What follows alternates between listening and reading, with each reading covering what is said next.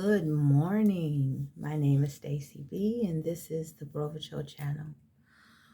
I'm hoping that everyone had a blessed and safe Thanksgiving, and that you were able to eat all the turkey you could handle, or ham, um, and that you were surrounded by the love of family and friends. Um, Today, I wanted to come and speak with you about fear. And just how I dealt with my fear. And maybe someone else can relate to this. So I'll use the starting of this channel. Um, I was scared to start this channel at first, and I was like, okay, it's just a video. It's just a video. And the Father just kept saying to me, speak and write, speak and write. He's been doing this for months, and I kept saying to myself, what are you talking about? And the more it dawned on me that he was meaning get out here and speak to the world when I said the last video about coming out of the back because I had something to say and that somebody needed to hear it. And so the best way, I had bought a microphone set and stuff a while ago, and I stuffed it in the closet because I was like, what do I want to do? And then I would pick it up and look at it, and Father be like, you need to put that together. You need to get out of, or shall I say, stop stuffing it back in the closet. But it was that fear inside of me. And then I wanted someone to do it with me, out of fear, because nobody wants to walk through it alone. But the initial thing was I took that step. I finally said, I got the courage somehow, because the Father wasn't letting me sleep. Okay. Fear can hit you in so many different ways, but it will also hinder you from doing what God is asking you to do. I am a firm believer that what we are to be obedient in is tied strictly to someone else's breakthrough or someone else's obedience. If you don't take your step, then the next person doesn't take their step. Or they can't because you didn't do what you needed to do. Now, God's going to always make things work out in the way he wants it to work out. You will never completely hinder God. That's just not going to happen. You'll hinder yourself and your blessing. So that spirit of fear can block a lot of things. God needs your courage. He needs the boldness of you. So I stopped thinking about what people were going to say and how people were going to perceive me. And I started moving my feet so that the Lord can get some work out of me. And that meant more to me. The more I tried to have that spirit of fear, the more I said, I'm letting God down. My relationship with him is more important than that. What he needs me to do is more important than my fear. When he told me to leave something, I straggled until he said, okay, I'm just going to keep talking to you. I wasn't sleeping. Okay. I may be laughing right now, but all jokes aside, I was not sleeping. Okay. I wasn't getting any sleep. Everything kept just kind of boggling down in my world and breaking down. And I was like, the Father's asking you to do something and you're scared. Okay, you're scared of the outcome because you don't know what's around the corner. And that's also a fear, a faith. I was losing faith in my Father because of my fear. And I didn't want to do that because I knew how much he had done for me. And I was like, how could you not? And that bothered me. See, when you start growing in that Christian life and you build that bridge and that bond with Father and Jesus, and the Holy Spirit is just letting you know things, and you're feeling it in there, and it's like, I want to do more of what he wants me to do and less of what I want to do. And so that's how I started taking those steps. I started taking those steps in changing careers. People thought I was a little strange for doing that. But I had to hear what he was saying. All money ain't good money. He kept telling me that. All money isn't good money. And I don't care what the next person thinks. Do what I asked you to do. And so when I did that, I was like, okay, what's going to happen to me? I'm going to lose this. I'm going to lose that. But you know what? When I did what he told me to do, and I got over that fear and took that step, everything I needed came through. Without question, without ask. And that's just me giving you a testimony of the goodness of him. He made everything smooth sailing. I didn't have to worry about it. I did at first. Even after doing it, I was like, oh my God, I'm getting ready to lose everything. I gotta do. When all he said is just don't. Take your hands off of it. Quit trying to have control of what it is I want to do. Quit living in fear.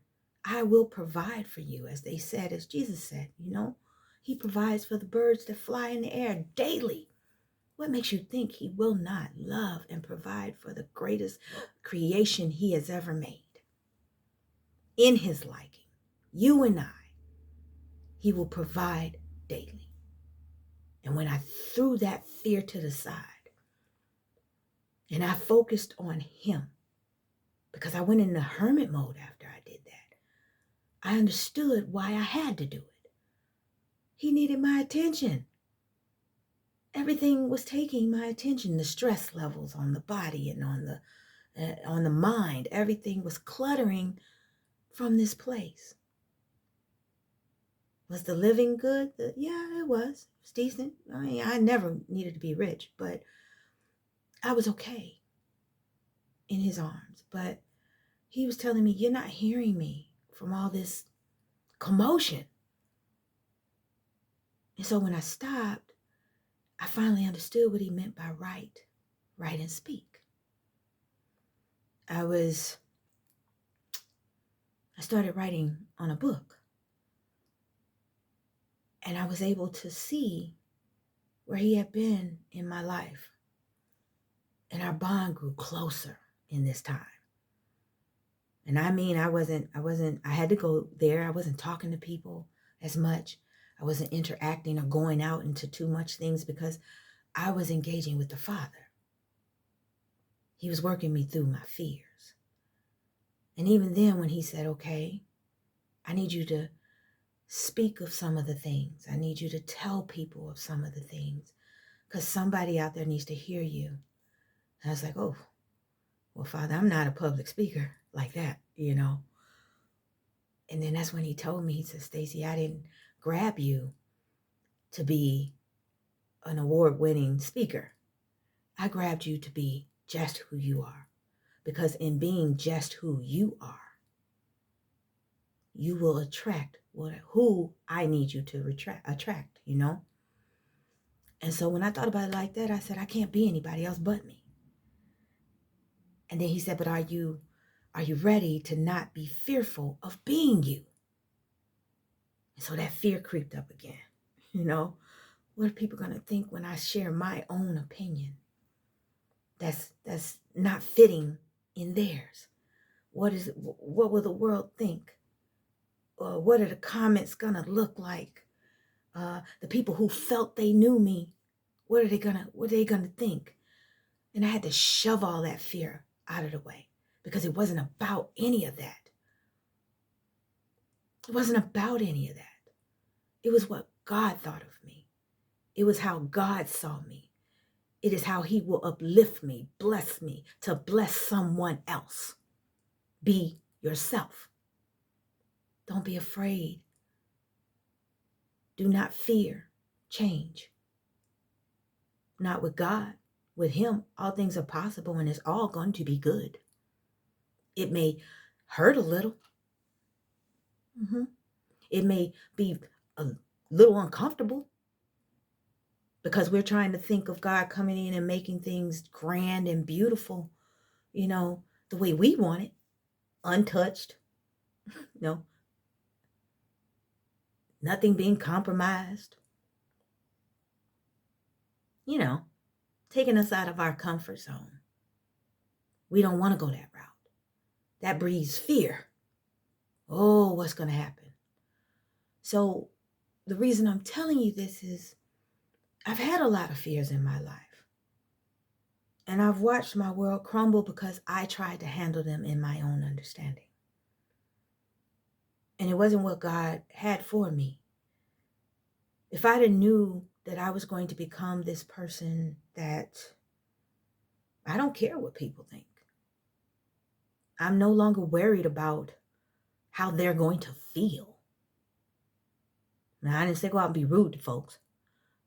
What I'm saying is in the spirit, walking with Jesus, having those conversations with the Father, getting that discernment and that wisdom, having the Holy Spirit let me know when things are right and things are wrong, having that connection. All the things I went through, all the fears I've had, the road didn't have to be that hard. I see that now. So when the Father tells me to move, I move. If it makes me look silly, then it makes me look silly.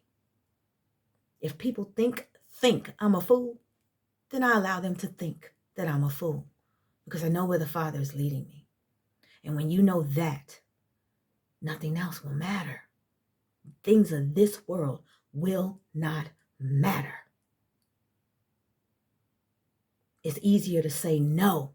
I'm finding more no's in my life. And I don't mean rude no's or selfish no's. But when God tells me to take my hands off of something, when he tells me this isn't the right way to go, when his discernment allows me to see through the fog that people will place in front of you, trying to tell you your worth, trying to look down on you because you're not doing it the way they are. I remember the Father because he's in my ear every day now. Every day. Even when I'm getting ready to mess up. He said, what you doing? I didn't free you from any of the things I freed you from for you to turn it back around. Keep moving forward.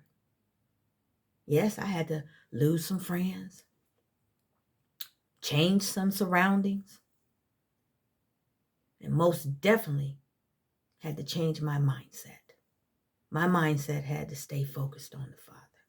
Because when I think about the goodness, when I think about his grace and his mercy through the darkest times of my life, if you are going through a dark time right now, don't be afraid to take the step. The step you're getting ready to take, Jesus is ready and waiting to take 10 more ahead of you. And don't wait for it all to be mapped out. That faith had to step in too. He's not asking you to wait for the full picture. He ain't even getting ready to give you the full picture. He's waiting for you to be obedient in taking the step. It may look like you're falling over on a cliff, but I promise you his hand is right there. As you take each step, there's another hand. As you take each step, it all unfolds. You grow with him, abiding in him. It's a beautiful place to be. So it's not a huge video that needs to be made. It's just letting you know that he's waiting on you. Why you saying you waiting on him? Or you waiting for the perfect moment? Or that's the spirit of fear. Fear and lack of faith at times, It is. It is. Because we fear what we don't know around the corner. And we lose faith in thinking that God's got us as we head around the corner. I don't know no other way to say it except when you know about the, try not to cry, because when you know he's got you, it is a wonderful feeling. People can talk. People can judge. You can lose things in this world. People, items, or material. But when you know he's got you, and when you see that what he's pulling you through and you think is a bad choice, or you made a mistake, or you trusted when you shouldn't. Sometimes things look darker just before the light. And he wants to know how much you love him. Can you hang in there? Can you run with endurance? A lot of times for me, especially when I know I'm doing something right and other people are telling me I'm doing something wrong, I feel it's a tingling in my chest. It's the Holy Spirit that speaks. And he's saying, keep moving forward, Stacy. Keep moving forward. And so I ask you, if you're battling drugs, if alcohol is your problem, if family issues are your problems, dig in deep. Don't get scared and fearful and run away. Don't shut down. Do the work. Do the work in your marriage. Do the work with your kids. Do the work with your interactions with people, because sometimes your one word or your one prayer, if you're not afraid to speak to them or share with them, will move a mountain in their life. I've had people that I ran across and they said something, just a little bit of their life made me start thinking about mine. But if I never ran into them at that train station or in that store or at that liquor store or at that school, something was needed to be said in that moment by them that would trigger something in me. So see, that obedience, that push, that nudge in them to say something to me, moved a nudge in me to do something in my life. Jesus is always working. And if you're willing, he's always using you as a vessel. Don't forget that. Don't let the spirit of fear rob you of the love of God. Don't let it rob you, because you always have his love, but maybe I need to find a better word, but don't let it rob you of your blessings from him, of the things that he has for you, of the ways that you can help your neighbor. You know, whatever the fear may be, from the biggest thing that we think is just outrageous to the smallest fear of, I don't know, taking a test, going away from home for the first time, traveling out and about. You know, sometimes we have to leave our family, and that's a fear. But it's because God has something down the road for you, people that he's waiting for you to connect with, interactions he's waiting for you to have. And you can't do it sitting where you're at. But if you never get up and go, you'll never know what he has for you. So I'm going to close out here, and I'm going to say, I love each and every last one of you. No, I don't need to know you to love you. I just have a heart for people. And I just pray that you're overwhelmingly blessed, and that you build that connection, and that you not just start, but continue to grow in your walk with Jesus Christ.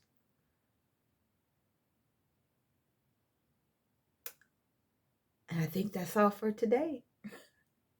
I hope I have blessed someone with something they needed to hear. Have a wonderful day, guys.